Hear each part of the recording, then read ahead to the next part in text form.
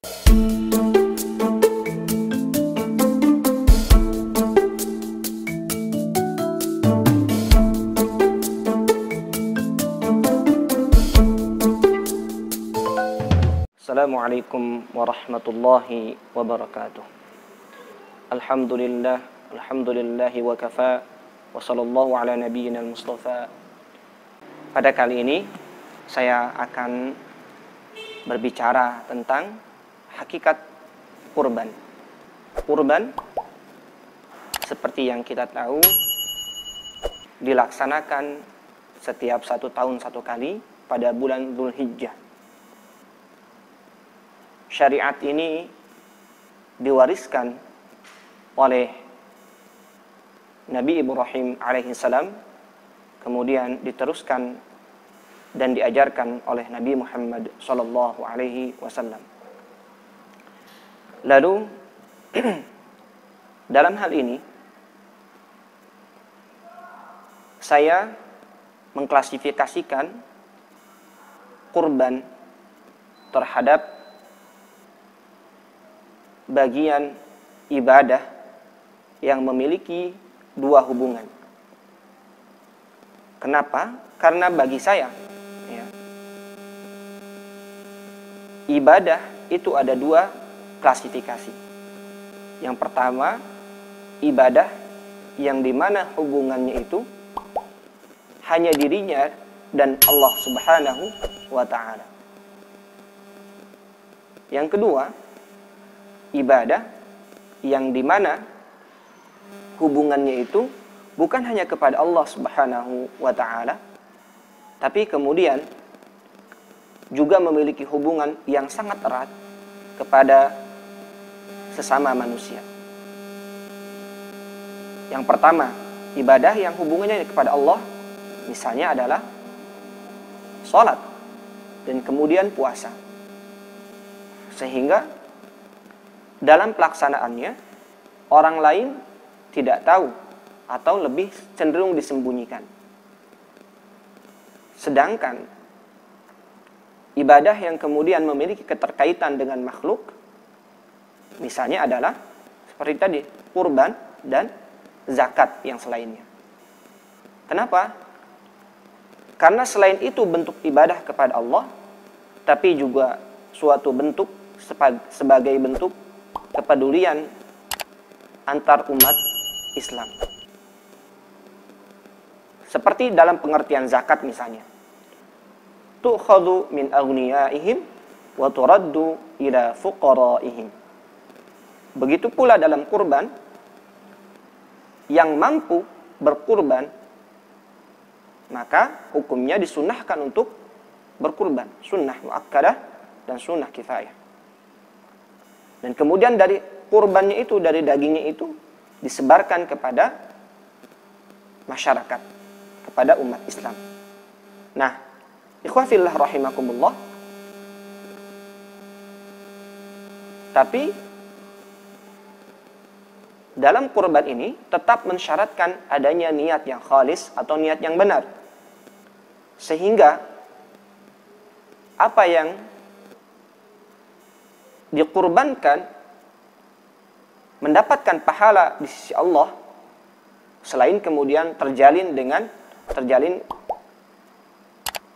hubungan baik dengan manusia. Tetapi jika niatnya tidak baik, maka manfaat itu akan hanya didapatkan sesama manusia, tapi tidak bernilai pahala di sisi Allah Subhanahu wa ta'ala. Oleh karena itu Allah Subhanahu wa ta'ala mengatakan dalam Al-Quran, dalam surat Al-Hajj, A'udzu billahi minasyaitonir rajim, la yanalallaha luhumuha wala dima'uha walakin yanaluhu taqwa minkum. Bahwa sesungguhnya Allah Subhanahu wa ta'ala tidak menilai, tidak menilai atau tidak bermanfaat dagingnya, kemudian darahnya di sisi Allah Subhanahu wa ta'ala. Ayat ini berkaitan dengan sebuah tradisi jahiliyah, di mana orang-orang jahiliyah ketika melaksanakan kurban bagi tuhan-tuhan mereka, maka disimpan di sampingnya atau di depannya, di depan berhala-berhala mereka, darah-darah dari sembelihan dan daging-daging kurban diniatkan untuk para berhalanya. Maka Allah membantah hal itu, bahwa sesungguhnya Allah tidak membutuhkan darahnya, tidak membutuhkan dagingnya, walaki yanaluhu taqwa minkum. Tapi yang Allah lihat adalah apa? Ketakwaan kita. Maksudnya apa ketakwaan? Yaitu menyerahkan atau melakukan sesuatu semata-mata karena beriman dan mengikuti perintah dan ajaran Rasulullah Shallallahu Alaihi Wasallam. Jadi hal itu harus beriringan. Niatnya benar dan kemudian diberikan kepada yang berhak atau diberikan kepada umat Islam. Jadi ada dua keuntungan. Pertama, mendapatkan kebaikan di sisi Allah Subhanahu wa taala. Yang kedua, kebaikan di sisi manusia. Sehingga kita bisa saling mencintai antara sesama umat Islam. Di mana misalnya pada hari itu sebagai simbol persatuan, sebagai simbol untuk merekatkan kembali tali-tali ukhuwah. Bagaimana kita saling bekerja sama, bagaimana kemudian orang-orang yang miskin tidak terbiasa memakan makanan enak, daging misalnya ya, tapi pada saat itu mereka bisa merasakan rasa dari daging tersebut, daging kurban tersebut. Dan itu adalah sebuah ajaran yang mulia. Itulah hakikat kurban yang kemudian harus kita fahami. Kemudian melanjutkan dari tadi tentang bahwa sesungguhnya ada kaitannya, bahwa ibadah ini berkaitan dengan Allah Subhanahu wa taala, hubungannya dengan Allah Subhanahu wa taala.